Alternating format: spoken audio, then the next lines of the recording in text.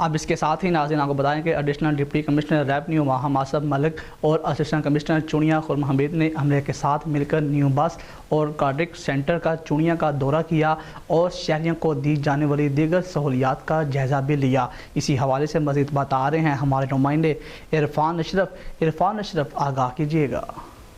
جی بالکل، additional deputy commissioner revenue Maham Asif Malik اور assistant commissioner چونیا خرم حمید نے عملے کے ساتھ مل کر نیو بس اور کارڈک سینٹر چونیا کا دورے کے دوران کارڈک سینٹر چونیا میں موجود مریضوں کی عیادت کی اور کارڈک سینٹر میں ادویات اسٹور کو بھی چیک کیا گیا۔ مختلف پارکوں میں صفائی ستھرائی کے حوالے سے پینے کے صاف پانی کی فراہمی اور شہریوں کو دی جانے والی دیگر سہولیات کا جائزہ لیا۔ صفائی نصف ایمان ہے، صفائی ستھرائی کے بہترین انتظامات کیے جائیں، ان خیالات کا اظہار additional deputy commissioner revenue Maham Asif Malik نے سینئر صحافی محمد اشرف مولا سے بات چیت کرتے ہوئے کیا۔ ان کا مزید کہنا تھا کہ کارڈک سینٹر میں آنے والے تمام مریضوں اور شہریوں کو صاف ستھرے ماحول کی فراہمی کو یقینی بنایا جائے گا۔ اس سلسلے میں کسی قسم کی کوتاہی ہرگز قبول نہ کی جائے گی۔ شہریوں کو ہر طرح کا تحفظ اور سہولیات فراہم کرنا ہماری اولین ترجیحات میں شامل ہے۔ جی